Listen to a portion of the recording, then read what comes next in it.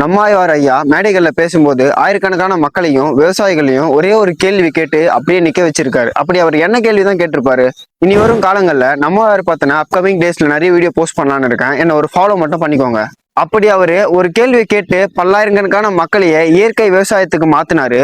அந்த சக்தி வாய்ந்த கருத்து என்ன அப்படின்னா, நம்மாழ்வார் பல மேடைகள்ல நல்லா உறக்க சொல்லக்கூடிய ஒரே ஒரு பதில் அதுதான், விவசாயன்றது வியாபாரம் கிடையாது, நம்ம வாழ்க்கை முறை அப்படிங்கிறாரு.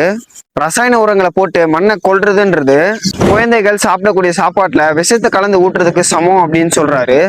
நம்ம விவசாயத்துல இருக்கிற மண்ணையே நஞ்சாக்குனா அடுத்த தலைமுறைக்கு என்னதான் வச்சுட்டு போறோம்னு தெரியல அப்படிங்கிறாரு. நோய் வந்த பிறகு மருந்து தேடாதீங்க, உணவே மருந்து, மருந்தே உணவுன்னு நமக்கு சொல்லி கொடுத்தவரே நம்மாழ்வார் தான். அப்படின்னு நம்மாழ்வார் சொன்ன அந்த ஒத்த வார்த்தையினால ஒட்டுமொத்த மக்கள் மனசையுமே நொறுங்கிடுச்சு. நம்மாழ்வார் சொன்ன இந்த வார்த்தையினால பல பட்டதாரிகள் எல்லாமே விவசாயத்துல ரசாயன உரங்களை பயன்படுத்துறத ஸ்டாப் பண்ணிட்டாங்க. அதே மாதிரி இயற்கை விதையையும் சேகரிக்க ஆரம்பிச்சுட்டாங்க. நீங்களும் உங்க வீட்டுல இயற்கை உணவை பயன்படுத்துறீங்களா அப்படின்றத மறக்காம கமெண்ட் செக்ஷன்ல சொல்லுங்க.